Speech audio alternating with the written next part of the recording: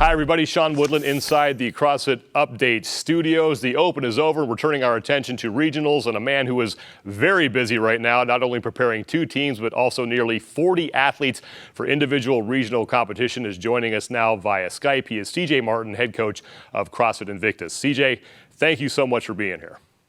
Thank you for having me. Let's start with the subject that probably was the most talked about throughout the entire Open, and that was Josh Bridges' performance on 16.4. That video comes out, generates a ton of negativity, a lot of comments, and a lot of people voicing their opinions about what was or was not wrong with that video. When you watched it, why did you think that was a good video to submit? So actually, that was Josh's video. It was on his GoPro. So I actually hadn't seen it until it was released after Josh had been announced as the winner. Nonetheless, I was there live and I watched him, and I thought that he was right there on some of the standards. He submitted the video and it was approved by CrossFit Games, and so we ran with it. When you watch it now, what do you think? I think there's some good lessons to be learned. I think we do teach a full hip extension. We don't ask for overextension. We don't want them doing anything with their shoulders, but there are some things that they can do posturally to make sure that the judges see their position. As a judge, I'm just watching Josh's hip. I see his butt squeeze and his hips come open. I'm giving him the rep. Nonetheless, when we look at that video, we see eyes down, shoulders hunched forward. Some of that can affect the way it's viewed. And of course, the big lessons is no fish lens camera on a GoPro if we think somebody's going to win the workout.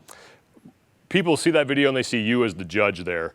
Why did you choose to be the judge and not have someone else do it? Well, I've always judged Josh Bridges. One, because most people don't want the responsibility of it, because he often does win these, and you're often in the public eye for sitting and judging. And so I'm always happy to take that responsibility. It's difficult to judge somebody that moves really fast, and especially somebody with shorter levers. I mean, over the course of the years, I've judged a lot of Camille's Camille's open workouts, Josh's workouts, and they are tough. And so if anybody's going to get thrown into that, it should always be me, not one of the guys on my staff. What are the biggest lessons you learned from this whole thing? I think a lot of people focus on the negativity. I've tried to kind of, reframe that. And I think that the amount of passion that people have for this sport is what drives us. And it's what drives us as coaches and athletes. And it's what helps propel our community. It's why people go out and volunteer their time on the weekends. And so I see the passion, I see it as a great thing. You see the same thing in all other major sports and football.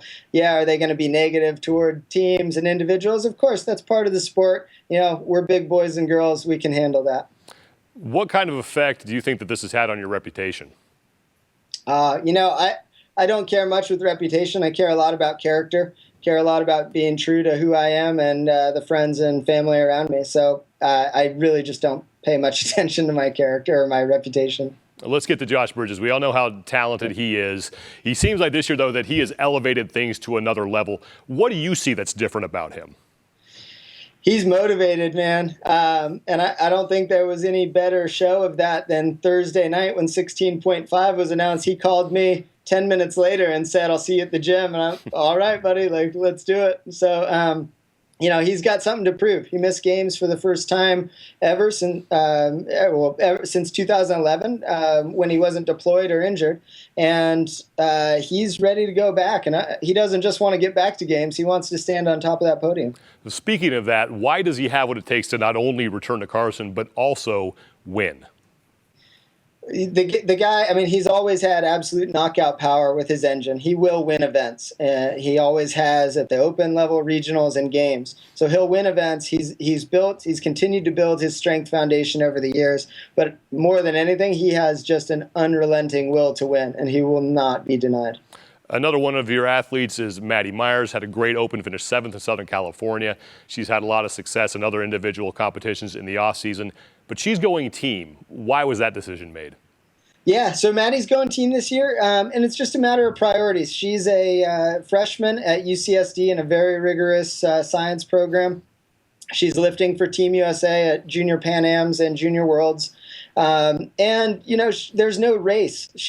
Her goal is, eventually be a CrossFit Games champion. But we don't need to do that this year. At 19 years old, to me, it's more important that we build foundation. We get everything exactly where it needs to be so that she can achieve that goal when she steps onto the big stage. Had she gone individual this year, what kind of success do you think she would have had? She's a force, man, and especially at the regionals level, she's one of those athletes like Camille LeBlanc-Bazinet and Michelle Latondra. She's built for regionals. She's got a skill set that lends itself really well to that traditional CrossFit in the arena. So she would have done really well. What is missing from her game that she now needs to build over these coming years? I think right now it's just experience, right? We forget she's just a few years into the sport. She's still learning how to do, some basic elements, and it's maturity of competing in on the big stage and multiple day events. And so this year we really give her a chance to go do that. I mean, we know we have a big job ahead of us at regionals, but we're going to go out and compete at regionals, and hopefully we advance to games, and then she gets that experience at games with friends. And that's kind of been part of our model at Invictus. Lauren Fisher did the same thing. She went team for a year, then she went individual. It's a great way to gain experience before you're ready to jump into that individual competition. Speaking of that team, and we have a piece on the game site on this individual, Nuno Costa has been a fixture on your team probably ever since the beginning, and he is now going individual. How do you replace that guy?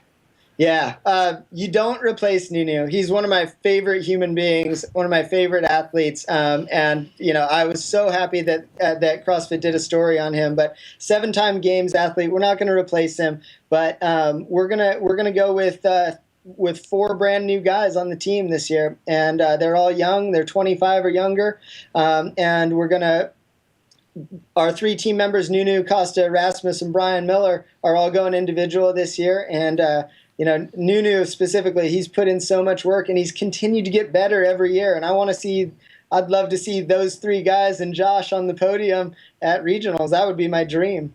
When you have that kind of turnover on a team, what sort of challenges does that present to you as a coach? Man, I haven't seen any challenges this year. These guys are really excited. They're young, they're hungry, they're great friends. I know there's all this talk about super teams. We train together every day, year round, sometimes twice a day, and so these guys are the best of friends, and they know what they want to do. They want to represent themselves. They want to represent our gym community. So there really hasn't been any challenges. We're looking forward to it. CJ, thank you so much for stopping by. We wish you and your team and all your athletes the best of luck as you guys head into regionals. Awesome. Thank you, Sean. I appreciate it. You bet. CJ Martin, the coach of CrossFit Invictus, trying to get his team back to the top of the podium and trying to get Josh Bridges and some other individuals onto the individual podium as well in Carson.